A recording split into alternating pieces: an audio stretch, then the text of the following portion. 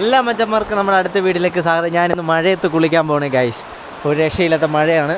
മഴയത്ത് ഇന്ന് ഇതുവഴിയൊക്കെ കറങ്ങി അടിച്ച് നടന്ന് ഒന്ന് വിളിക്കാം. എടാ, മഴയത്ത് കുളിക്കാൻ വരുന്നുണ്ടോ? നീ മഴയത്ത് വരുന്നുണ്ടോ? നീ മഴയത്ത് കുളിക്കാൻ വരുന്നുണ്ടോ?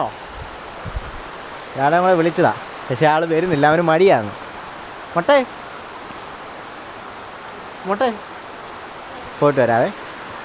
മഴയത്ത് ഞാൻ എന്താ നീ കുളിക്കുന്നില്ല എന്നൊക്കെ പറയണ്ട. ഞാൻ ചുമ്മാ സുജാമയുടെ അവിടെ ഒക്കെ ഇരുന്ന് പോയിട്ട് കേട്ടോ.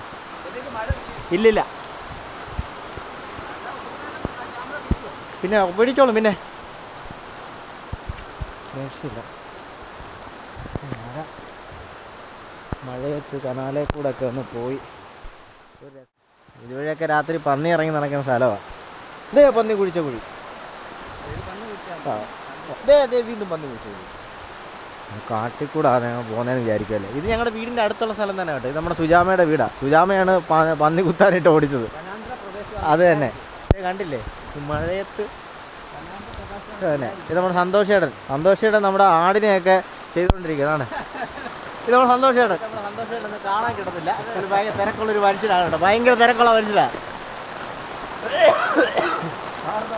അതല്ലേ, മഴയായതുകൊണ്ട് ഇങ്ങനെ ഇറങ്ങി നടന്ന്. അതന്നെ പണ്ട് ബുദ്ധന്മാര്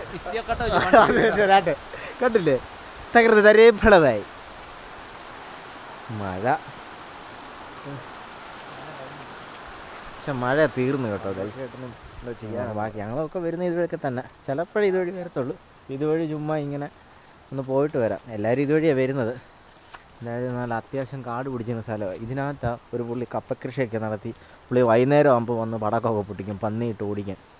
പന്നി വല്ലതും കാണുമെന്ന് അറിയത്തില്ല.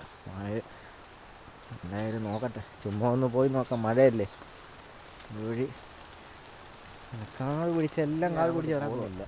ഇനി അവിടെ കാണാൻ തെന്നി അടിച്ച് വീണ് ഇനി നമ്മുടെ പരിപാടി നടക്കത്തില്ല. അതുകൊണ്ട് ഞാൻ ഈ വാഴത്തോട്ടത്തിൻ്റെ അവിടെ വരെ തന്നെ നിർത്തിയിട്ട് ഞാൻ തിരിച്ചു പോവാം. പക്ഷെ മഴയും കുറഞ്ഞു. ഇനി കുറച്ച് തുണി അലക്കാനുണ്ട്, അത് അലക്കണം. അപ്പോൾ ഇന്നത്തെ എല്ലാ ടാസ്കും കഴിഞ്ഞ് ഇനിയിപ്പം ആകെ ഉള്ളത് തുണി അലക്കും കൂടെ. അതുകൂടെ കഴിഞ്ഞിട്ട് എനിക്ക് കയറണം. ഏതാ